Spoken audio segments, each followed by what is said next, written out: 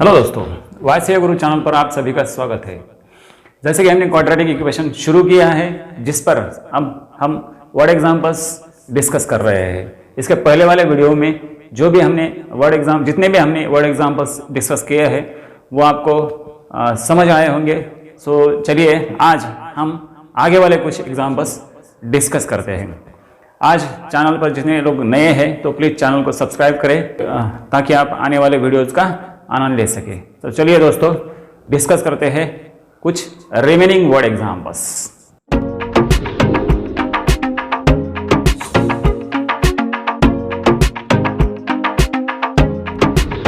तो हमने इसके पहले 4 वर्ड एग्जाम्पल्स देखे थे 2.6 से एक्सरसाइज 2.6। इसमें से 4 एग्जाम्पल्स हमने देखे थे। अभी आज हम 5वां एग्जाम्पल डिस्कस करेंगे। क्या दिया है 5वें वर्ड एग्जाम्पल में, देखिए I will just read out it. तो Suyash score 10 marks more in second test than in the first test. जो इसके पहले भी मैं बता चुका हूं, वर्ड एग्जाम्पल्स में कैसे एक टैक्ट रहता है कि ये जो कंपैरिजन है, किसका कंपैरिजन किसके साथ हुआ है, ये थोड़ा सा ध्यान में लेना जरूरी रहता है। फॉर एग्जाम्पल इसमें देखिए अभी द स्कोर दिया है टेस्ट 1 और टेस्ट 2, पहला टेस्ट दूसरा टेस्ट, इनका स्कोर दिया है। स्कोर क्या दिया है वहां पर? सो कंपैरिजन कैसा दिया है? Suyash scored 10 marks more in the second test. Second test में 10 मार्क्स ज्यादा मिले उसको। So as compare to the first test, यहां 10 मार्क्स ज्यादा मिले, ज्यादा बोले तो +10 हो गए। सो किसके साथ? पहले टेस्ट में जितने मिले थे, समझो पहले टेस्ट में 5 मिले तो अब उसको 15 मिलेंगे, मतलब 5 + 10 होंगे, राइट। पहले टेस्ट में अगर उसको 12 मार्क मिले होंगे तो आप 12 + 10 होगा, राइट।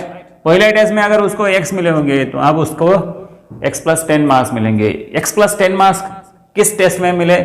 सेकंड टेस्ट में। वहां पर स्पष्ट लिखा हुआ है कि Suyash scored 10 marks more in second test than in the first.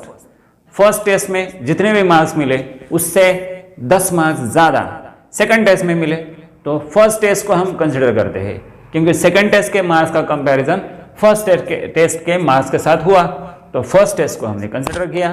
First test में अगर x मार्क्स मिले तो सेकंड टेस्ट में उसको x + 10 मार्क्स मिले, ठीक है। तो आगे क्या दिया है देखिए, 5 times the score of the second test. इसका 5 times the score of the second test is same as the square of the score in the first test. इसका 5 टाइम्स, देखिए कितना सिंपल है। x + 10, ये जो सेकंड टेस्ट का score है इसका 5 times is equal to, is same as means is equal to the square of the, इसका स्क्वायर करना है, square of the score in the first test. पहले टेस्ट में जितना स्कोर हुआ उसका स्क्वायर इसके साथ वो इक्वल है। तो देखिए इट्स सो सिंपल, एक क्वाड्रेटिक इक्वेशन बन जाएगा। इसे सिंप्लीफाई करना है और x फाइंड करना है। तो चलिए कहां से शुरू करेंगे? The score of Suyash in the first test, है कि नहीं, वहां से हम शुरू करेंगे। Let score of Suyash in first test be x, ठीक है। Therefore his score in second test में उसको कितने मार्क्स मिलेंगे? x + 10, ठीक है। Let score of Suyash in first test x, तो सेकंड टेस्ट में कितना? x + 10। So from given condition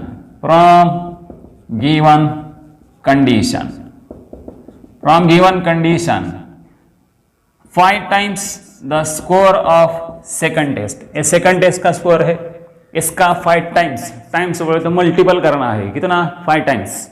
so ये किसके इक्वल है? The square of the score in the first test. पहले टेस्ट में जितने मार्क्स मिले उसका स्क्वायर, ठीक है। चलिए इसे सिंप्लीफाई करेंगे तो ये बन गया 5x + 50। तो इधर शिफ्ट कर दो, चलो इसे 5x + 50 को हमने शिफ्ट कर दिया, side change, sign change, basic बात है। -5x -50 is equal to 0। चलिए -50 के हम फैक्टर्स ले लेते हैं। लास्ट टर्म निगेटिव है, तो लास्ट टर्म अगर निगेटिव है तो उसके फैक्टर का सब्ट्रैक्शन आना चाहिए। कितना? मिडिल टर्म के बराबर। मिडिल टर्म कितना है? -5, तो इसका 10 फायजा होगा। 10 फायजा करेंगे, अगर 10 में से 5 माइनस करेंगे, मतलब +10 और -5 लेंगे, तो सब्ट्रैक्शन कितना आएगा? +5। हमें क्या चाहिए? -5। तो बड़े नंबर को माइनस साइन दे दो, है कि नहीं, और छोटा वाला plus. So x² - 10x + 5x - 50 is equal to 0। ठीक है, x - 10, यही ब्रैकेट यहां पर रिपीट होने वाला है। बिंदास लिखने का, बिंदास ये ब्रैकेट लिखने का, थोड़ा सा स्पेस छोड़ो इधर। कॉमन क्या लेने का है उसके लिए सोचने की कोई जरूरत नहीं है। x का मल्टीपल जो भी है यहां पर इस ग्रुप में, उसे बाहर लिखना है। सिर्फ 5 लिख के नहीं चलेगा, साइन भी लिख दो वहां पे। यहां प्लस है तो प्लस लिखो, माइनस है तो माइनस लिखो, is equal to 0। Repeat bracket x - 10 और x + 5। ठीक है, ये दूसरा ब्रैकेट, ये रिपीट ब्रैकेट एक बार लिखने का। तो so each bracket is equal to 0। Expand करेंगे ना हम, x - 10 इज इक्वल टू 0 और x + 5 इज इक्वल टू 0। ठीक है, so x is equal to 10 and x is equal to -5। ठीक है, अभी स्कोर कभी निगेटिव हो सकता है क्या? हो सकता है, कॉम्पिटिटिव एग्जाम में हो सकता है। ऐसा कुछ यहाँ पर दिया नहीं, अगर कंडीशंस वैसा दिया है। ऐसे भी एग्जाम्पल्स है, जिसमें निगेटिव स्कोर के बारे में भी सोचना पड़ता है, लेकिन इसमें नहीं है। इस एग्जाम्पल में ऐसा कुछ कंडीशन नहीं है, तो स्कोर पॉजिटिव मान के चलना है। ठीक है, सो x कैनॉट बी -5, तो इसे छोड़ देना, बट x कैनॉट बी -5, तो छोड़ दो उसे। Therefore x should be 10। So what is x? x क्या है?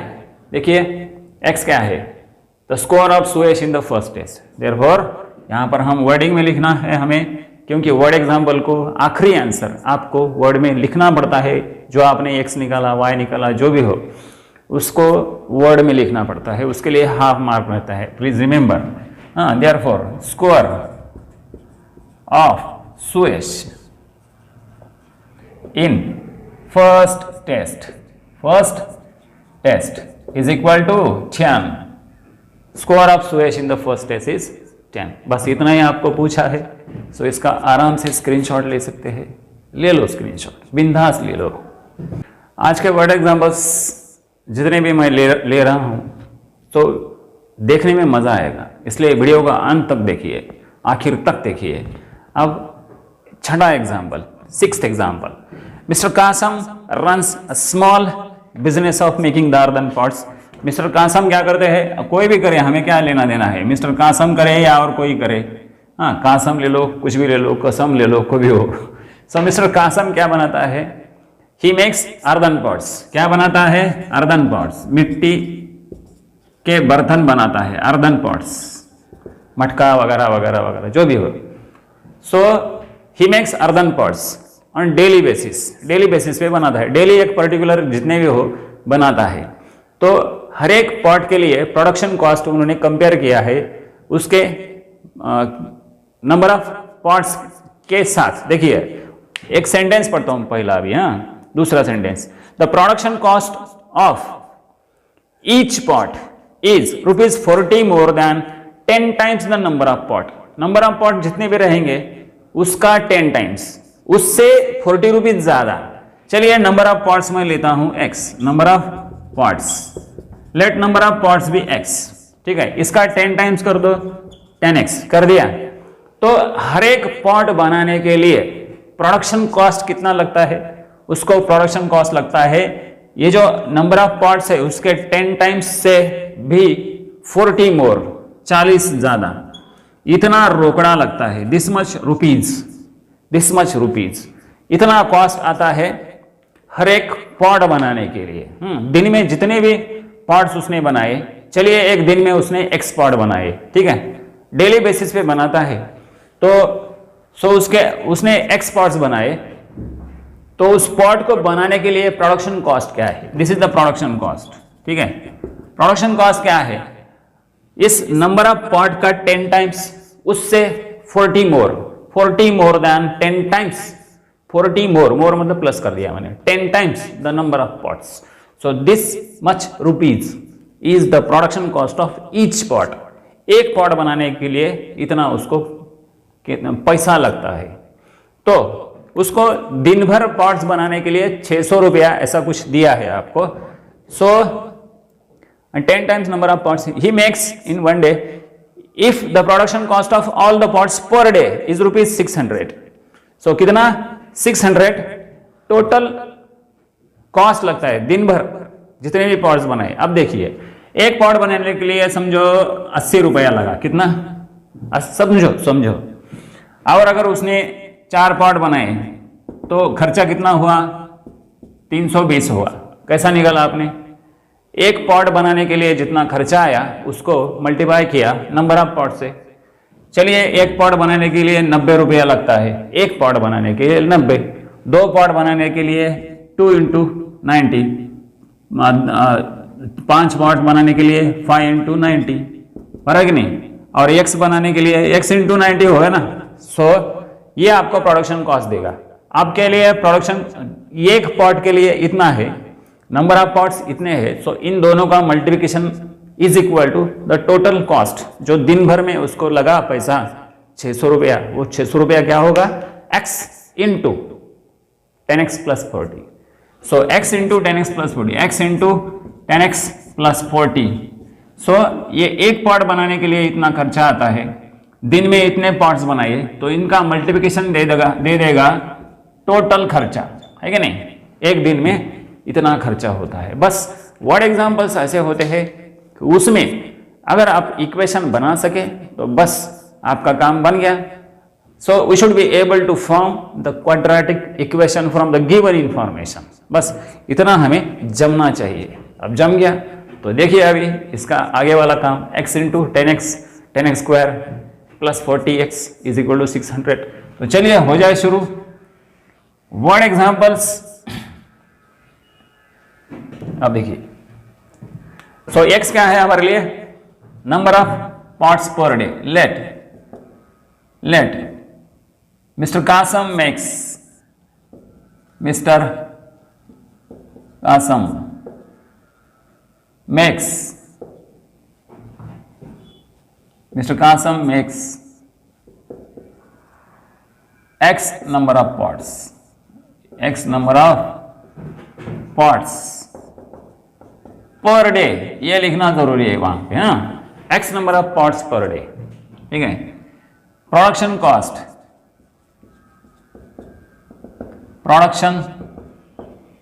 कॉस्ट ऑफ ईच पॉट, हर एक पॉट के लिए 10 times the number of pots से 40 मोर, दिस मच रोकड़ा इज द प्रोडक्शन कॉस्ट, ठीक है। अब टोटल दिन में कितना खर्चा करता है वो 600 रुपया लगता है ना। सो फ्रॉम गिवन कंडीशन, बाकी कुछ लिखने की जरूरत नहीं है। ये जो कंडीशन है आपका दिया हुआ उस सेंटेंस में आ जाता है। उसको अगर दिन में 600 रुपया लगता है तो this into this will be 600, x × 10x + 40। हाँ, एक पॉट बनाने के लिए इतना खर्चा, x पॉट बनाने के लिए दिस इंटू दिस, ये टोटल खर्चा है 600। बस आराम से इसे मल्टीप्लाई करो, क्वाड्रेटिक इक्वेशन बनाइए और करो सॉल्व इसे। 10x × x 10x², x × 40x हो गया है 600। चलिए 600 इधर ले लो, 10x² + 40x - 600, ठीक है। अब 10 से मल्टीप्लाई होता है, 10 से मल्टीप्लाई होता है, इधर 0 है 0 है 0 है। सो चलिए डिवाइड कर देता हूं, डिवाइड बाय 10, x² इधर क्या आया 4x, इधर 60। सो -60 के हम फैक्टर्स लेंगे, बड़े आराम से लेंगे। लास्ट टर्म पॉजिटिव है निगेटिव है, अगर पॉजिटिव होती तो फैक्टर का एडिशन चेक करते हम, लेकिन अगर निगेटिव है तो फैक्टर का सब्ट्रैक्शन चेक करना पड़ेगा। लास्ट टर्म इज निगेटिव तो फैक्टर का सब्ट्रैक्शन चेक कर दो, कितना होना चाहिए, -60 के फैक्टर्स ले लो जिनकी सब्ट्रैक्शन मिडिल टर्म के बराबर, मिडिल टर्म कितना है +4, तो 10 6 जा 10 में से 6 माइनस करेंगे तो +4 रहते हैं, राइट। तो चलिए इसका फैक्टर्स ले लो, x² + 10x -6x -60 = 0। ग्रुप्स ले लो, दो के ग्रुप्स, इन दोनों का, यहां से x कॉमन ले लिया, x + 10 -6 कॉमन, x + 10। एक काम करने का, इधर जो ब्रैकेट मिला ये इसे रिपीट कर देने का, रिपीट कर दिया कि बाहर क्या लिखने का, इधर देखो x का मल्टीपल जो भी है यहाँ पे लिख देने का बाहर। अब x + 10 रिपीट हुआ, x + 10 x -6, ऐसे दो ब्रैकेट्स मिले, so each bracket is equal to 0। तो अगला काम x + 10 = 0 एंड x -6 = 0। तो यहां से मिलता है x = -10 एंड x = 6। अब बताइए x किसका वैल्यू है, व्हाट इज x? x है द नंबर ऑफ पार्ट्स। तो अगर नंबर ऑफ पार्ट्स है, x क्या है, x है नंबर ऑफ पार्ट्स। अगर वो नंबर ऑफ पार्ट्स है तो निगेटिव तो नहीं हो सकता। कभी मटके वाला बोलता है आज मैंने -10 पार्ट्स बना दिए, सो मजाक कर रहा है क्या? ऐसा नहीं हो सकता, ऐसा उसको बोलेंगे हम, वो मजाक कर रहा है क्या? तो अभी देखिए -10 ये तो नहीं हो सकता, but x cannot be equal to -10, इसलिए x का वैल्यू कितना हुआ, x मिला 6। So these are the number of parts he makes on daily basis. तो रोजाना वो कितना बनाता है, 6 पार्ट्स बनाता है। तो x का आंसर मिला। आपको दो बातें पूछी है, how many parts he makes per day, एक दिन में वो कितने पार्ट्स बनाता है, और दूसरी बात ये पूछी है आपको कि एक पार्ट बनाने के लिए, ईच पार्ट बनाने के लिए उसको खर्चा कितना आता है।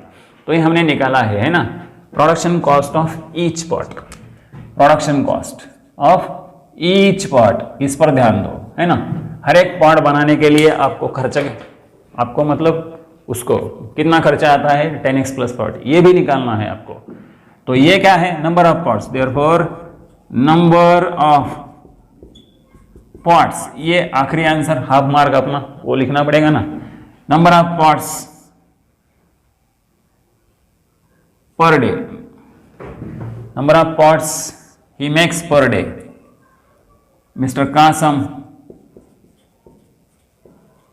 मेक्स पर डे और कितने पार्ट्स बनाता है, 6, कितने, 6 पार्ट्स बनाता है। अब production cost, therefore production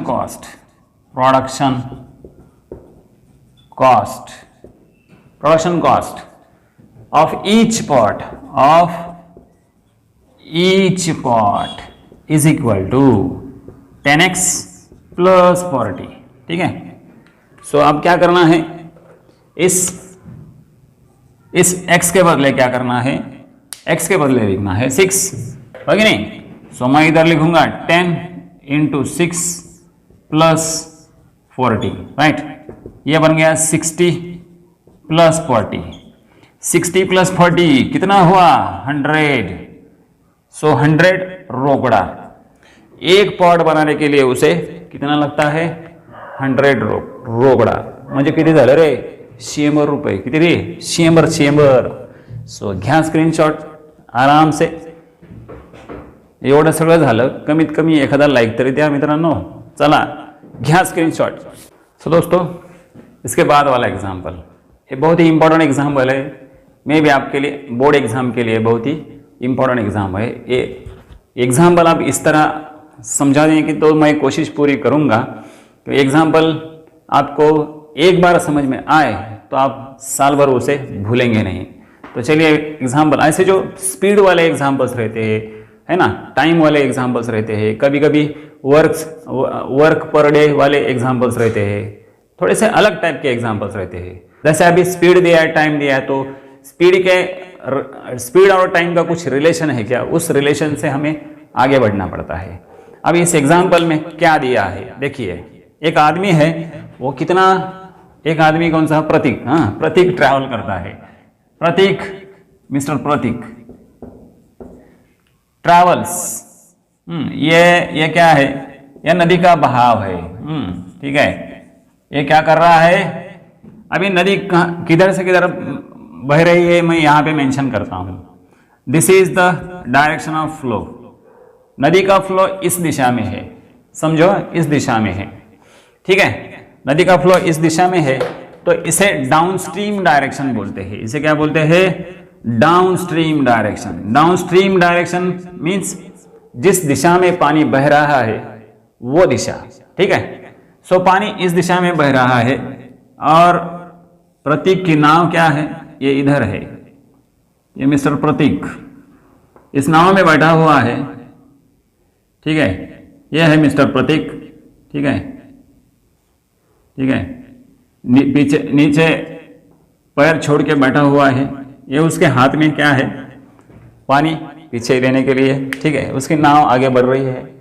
so he is mister Prateek, he is moving further, आगे जा रहा है। So this is the direction of flow of water. देखिए एक बात वहां पर क्या दी है, direction of speed of the water current और स्पीड ऑफ द बोट, ये दो अलग अलग बातें हैं। अभी वहां पर आपको एक दिया है 12 किलोमीटर पर आवर दिया है, speed of the boat in the still water, मैं यहां लिख के रखता हूं, आगे हमें लिखना है speed of boat in still water, वो लिखना ही पड़ता है, वो है 12 kilometre per our, kilometre per our, ठीक है। ये है स्पीड ऑफ द बोट। और वाटर का भी कुछ ना कुछ स्पीड होगा, समझो वाटर फ्लो का जो स्पीड है वो समझो 2 किलोमीटर पर आवर, कितना है, 2 किलोमीटर पर आवर। जब ये आदमी इस दिशा में जा रहा है, इस दिशा में जा रहा है, तो उसके बोट का स्पीड एक्चुअली कितना था, पहले 12 था, बराबर है। पानी भी उसको ढकेल रहा है, किस नाव को पानी भी ढकेल रहा है, मतलब पानी की स्पीड ऐड हो गई बोट के स्पीड में, ऑटोमेटिकली बोट की स्पीड 2 से बढ़ेगी, मतलब जहां 12 मिलनी थी तो वहां 12 + 2 कितना मिला, 12 + 2 मिला, 12 + 2 कब, इन the direction of flow of the water. मतलब जाते वक्त उसको स्पीड कितना मिला, 12 + 2 मिला। और आते वक्त क्या होगा फिर, पानी का जो बहाव है, पानी का जो बहाव है, सो नाव के अपोजिट डायरेक्शन में है, बराबर है कि नहीं। नाव इधर आ रही है, सो पानी उधर बह रहा है, मतलब बोट की स्पीड कितनी थी, 12 थी। अब पानी का स्पीड अपोजिट डायरेक्शन में होने की वजह से उसको माइनस करना पड़ेगा, 12 - 2, तो बोट किस स्पीड से आएगा आते वक्त, 10। तो ये 2 मैंने एग्जाम्पल के तौर पर लिया है। आप बोलेंगे 2 आपको कहां से मिला। अब आते हैं अपने एग्जाम्पल की ओर, ठीक है। ये जो speed of the water current है, वाटर करंट, वाटर में कोई करंट बिरंट कुछ नहीं होता, करंट मीन्स फ्लो। सो वाटर करंट मीन पानी के फ्लो का, पानी के बहाव की speed x kilometre per our हम ले लेंगे। तो अब बताइए जाते वक्त डाउनस्ट्रीम में बोट की स्पीड कितनी होगी, 12 + x होगी। जैसे ही प्रतीक नाव में बैठा, निकल पड़ा इस किनारे से उस किनारे, इस गांव से एक दूसरे गांव की तरफ निकल पड़ा। तो ठीक है, अपनी नैया उसकी धीरे धीरे आगे जा रही है, मस्त गाना गा रहा है वो, मेरे साजन है उस पार ओ मनमार, ओरे मांझी करते करते आगे निकल पड़ा वो। सो जैसे ही वो आगे बढ़ रहा है, उसकी नाव जितनी स्पीड उसकी ओरिजिनल थी उससे भी ज्यादा स्पीड से जा रही है। मतलब ये जो स्पीड ऑफ द वाटर है, स्पीड ऑफ द बोट में ऐड हो गया, 12 + x हो गया। जाते वक्त ज्यादा स्पीड मिली उसको। वैसे आते वक्त क्या होगा फिर, अगर x होगा तो ये आएगा 12 - x। This is upstream direction, इसे अपस्ट्रीम बोलते हैं, ठीक है। अपस्ट्रीम डायरेक्शन में 12 - x ये स्पीड मिलेगा, ठीक है। इस तरह प्रतीक अपनी मस्त गाना गाते गाते उसका क्या चल रहा है, नाव चला रहा है। ठीक है, तो चलिए फिर एग्जाम्पल को समझने की कोशिश करते हैं। आशा करता हूँ इसमें से आपको एक 40% एग्जाम्पल अभी समझ में आया होगा, बाकी का 60% अब आएगा। ठीक है, अब उन्होंने जो भी पूछा है आपको वो हमें कंसिडर करना पड़ेगा। अब देखिए उन्होंने क्या दिया है, प्रतीक इधर से उधर जाता है, उधर से इधर वापस आता है, जाने के लिए फिर आने के लिए पूरा टाइम कुल मिला के उसको 8 घंटा 8 आवर्स लगते हैं। तो जाने के लिए कितना टाइम लगा वो भी निकालना पड़ेगा, आने के लिए कितना टाइम लगा वो भी निकालना पड़ेगा, उन दोनों का एडिशन 8 आवर्स लिखना पड़ेगा। अब देखिए हमारे पास स्पीड इज इक्वल टू क्या रहता है, speed is equal to distance upon time ऐसा होता है। तो टाइम इधर ले लो, चलो time is equal to distance upon, ये स्पीड मैं इधर लिखता हूं, टाइम इधर, डिस्टेंस अपॉन स्पीड। इस रिलेशन से हम ऐसा लिख सकते हैं, बराबर है कि नहीं। तो देखिए डिस्टेंस अपॉन स्पीड, डिस्टेंस कितना है, 36 किलोमीटर डिस्टेंस है। प्रतीक यहां से वहां पहुंचा, ए स्पॉट से निकला, बी स्पॉट तक गया, वो टोटल डिस्टेंस 36 किलोमीटर है। उतना ही डिस्टेंस आते वक्त भी लगेगा, मतलब जाने के लिए उसको टाइम कितना लगेगा, ये डिस्टेंस 36 किलोमीटर अपॉन स्पीड कितना है, जाते वक्त स्पीड इतना था 12 + x, वैसे उसको आने के लिए टाइम कितना लगेगा, डिस्टेंस है ये टाइम है, टाइम डिस्टेंस अपॉन स्पीड, तो डिस्टेंस कितना है 36, स्पीड कितना है आते वक्त स्पीड है 12 - x, सो 36 अपॉन 12 + x आवर्स, इतने आवर्स उसको जाने के लिए लगे, इतने आवर्स आने के लिए लगे, दिस आवर्स टोटल मिला के प्लस कर दिया मैंने, टोटल मिला के 8 आवर्स, 8 घंटा लगता है उसे। ठीक है, समझ गए होंगे, थोड़ा फार तो समझ गए होंगे। आगे अब लिखने के बाद 100% समझ में आएगा। तो कहाँ से शुरू करें, जो भी पूछा है, स्पीड ऑफ वाटर करंट पूछा है तो speed of water current consider करेंगे।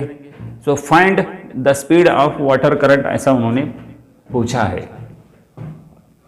Late speed of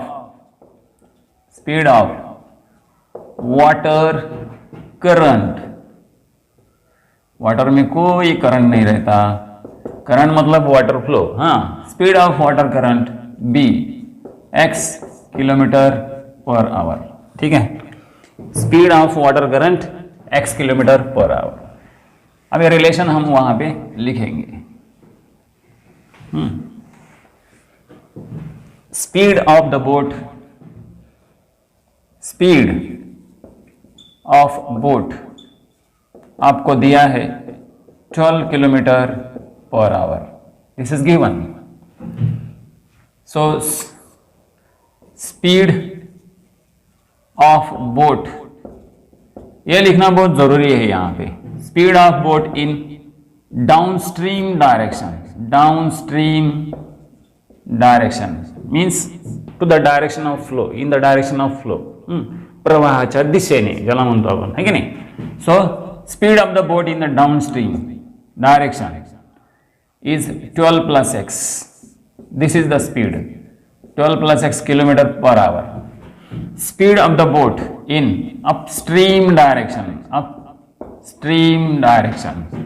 is 12 - x km/h। बस इतना लिख दिया, ये लिखना पड़ता है, ये तो बहुत जरूरी है लिखने के लिए, लिखना। अब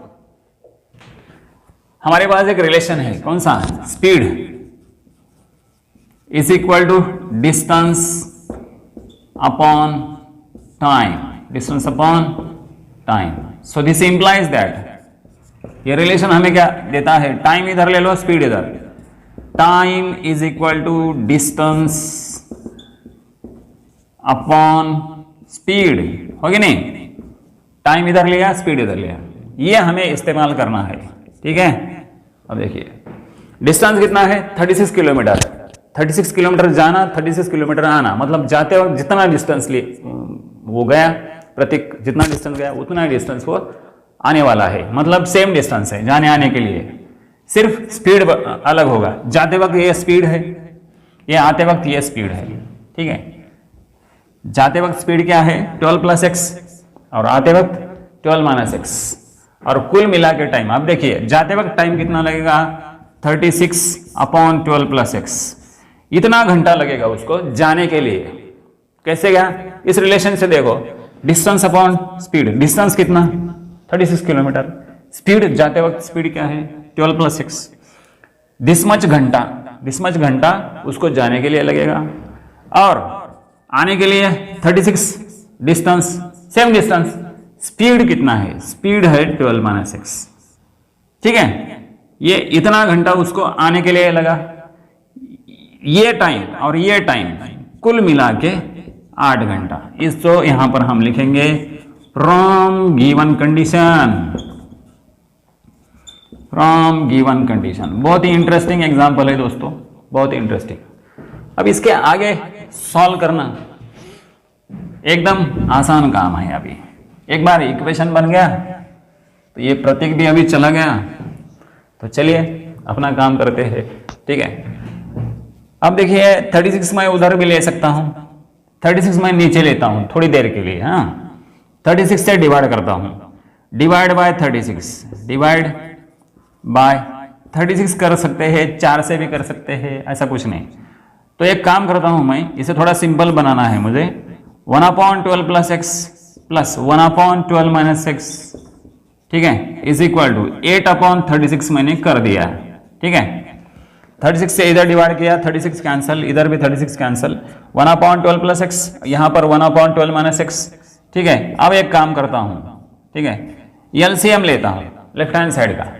लेफ्ट हैंड साइड का एलसीएम क्या आएगा 12 plus x into 12 minus x, this is the LCM. ये 12 माइनस एक्स इधर ले लो, क्रॉस करो, क्रॉस 12 माइनस एक्स इधर ले लो, प्लस 12 प्लस एक्स, ठीक है, इज इक्वल टू 8/36, 4 से डिवाइड होता है, हाँ 4 2 जा 8, और यहां 4 9 जा, ठीक है, 2/9 मिला। अब देखिए ये जो माइनस एक्स प्लस एक्स दिखाई दे रहा है, ऊपर दिखाई दे रहा है, हाँ ये माइनस एक्स प्लस एक्स खचाक माने निकल गया, ठीक है।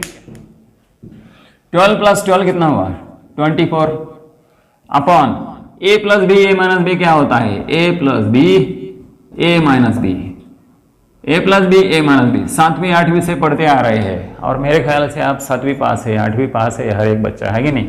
तो बताइए ए plus B A minus B क्या होता है, ए स्क्वायर माइनस बी स्क्वायर होता है कि नहीं, ए स्क्वायर माइनस बी स्क्वायर, ठीक है। इसका इस्तेमाल हम यहां पर करेंगे, देखिए ए प्लस बी, यही यहां पर रिपीट हुआ है, सिर्फ माइनस है बीच में, A plus B A minus B, A मतलब 12, A square 12 square minus x square, ऐसा होना चाहिए, ये बन गया 2/9, है कि नहीं। तो ये 144 इधर लिखता हूं, page number 1, page number 2, page number 3 इधर लिखता हूं, 24 अपॉन 144 माइनस एक्स स्क्वायर, ठीक है, इज इक्वल टू 2/9। चलिए क्रॉस मल्टीप्लिकेशन करो, या फिर इससे अगर बड़े बड़े नंबर आ गए ना तो आप वैसा ही मल्टीप्लिकेशन लिखो, कोई बात नहीं, 24 इंटू 9, और इधर 2 इंटू 144 माइनस एक्स स्क्वायर, ठीक है। या 2 आराम से इधर लेके आओ, ये 108 बनेगा, इधर देखिए 24 into 9 upon 2 is equal to 144 minus x square. या 2 यहां पर इंटू था, इंटू उसको डिवाइड कर दिया इधर, ये इधर 12 आएगा, 2 से डिवाइड करो, है ना, 2 से डिवाइड किया, 12 इंटू 9 लिख दो डायरेक्ट 108, ठीक है, 108 is equal to 144 minus x square, ठीक है। 2 से डिवाइड कर दिया मैंने, यहां पर आ गया 12 9 जा 108। अब हमें एक्स फाइंड करना है, एक काम करेंगे, माइनस एक्स स्क्वायर इधर लेके आओ, सो इधर आराम से लेके आइए, इसे एकदम बाजा गाजा लगा के लेके आइए, हाँ। सो माइनस एक्स स्क्वायर इधर लेके आए हम, तो प्लस एक्स स्क्वायर बन गया, 144 तो उधर वैसे ही था, और ये 108 अभी उधर लेके जाओ, इधर प्लस था उधर माइनस हो गया, 108 हो गया। ठीक है, 108 अगर माइनस करेंगे तो कितना बचता है, देखिए 36 बचेगा शायद। X square is equal to 36 है कि नहीं, 36 बराबर है ना, बराबर है, हाँ 36। तो x is equal to what, x is equal to plus minus 6, लेकिन वाटर करंट है ना वो, वाटर करंट माइनस तो नहीं हो सकता, स्पीड है ना वो, तो plus, but x cannot be negative, therefore x is equal to 6। What is x, x क्या है, x क्या है आपके पास, the speed of water current. ठीक है, सो वाटर करंट की स्पीड है x। ठीक है, तो मैं इधर लिखूंगा अभी, therefore the speed of water current, speed of water flow is 6 kilometre per hour. इस तरह ये एग्जाम्पल पूरा हो गया। आशा करता हूं ये आपके समझ में आया होगा। दोस्तों एक बात यहां पे ध्यान में रखना है, कभी कभी बच्चे क्या करते हैं, यहां पर x माइनस क्या पूछा है आपको, कभी कभी एग्जाम्पल्स ऐसे होते हैं, find the speed of the boat in still water, ऐसा भी पूछते हैं, speed of the boat in still water. कभी कभी अगर ऐसा पूछा है तो ये उल्टा बनता है, x + 12 x - 12 बनना चाहिए। ठीक है, लेकिन यहां पर क्या है, आपको speed of the water current पूछा है, थोड़ा सा कॉमन सेंस अप्लाई करो। क्या अप्लाई करो, कॉमन सेंस। कॉमन सेंस कैसे अप्लाई करेंगे, अब देखिए, speed of the water current निकालना है तो स्पीड ऑफ द बोट ज्यादा होना चाहिए, speed of the water current कम होना चाहिए, नहीं तो क्या होगा, प्रतीक वापस आएगा ही नहीं, एक बार निकल गया तो निकल गया। सो अगर पानी का बहाव ज्यादा है, पानी की स्पीड ज्यादा है, बोट से ज्यादा है, 12 से अगर ज्यादा है तो क्या होगा, एक बार प्रतीक पानी में चला गया तो पानी से वो बाहर नहीं निकलेगा, चला गया तो चला गया, उल्टा हो सकता है।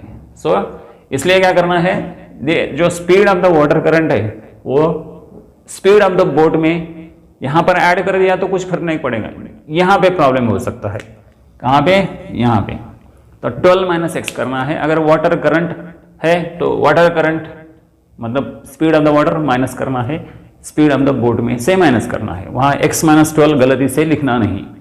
ठीक है, तो चलिए ये था ये वर्ड एग्जाम्पल। आशा करता हूँ ये एग्जाम्पल आपको समझ में आया होगा। तो दोस्तों अगर ये वीडियो आपको पसंद आया हो तो वीडियो को लाइक कीजिए, अपने दोस्तों के साथ शेयर भी कीजिए और साथ ही साथ चैनल को सब्सक्राइब भी कीजिए दोस्तों। सो आज के लिए बस इतना काफ़ी है, मिलते हैं अगले वीडियो में अगले क्वेश्चन के साथ, तब तक के लिए गुड बाय एंड जय हिंद।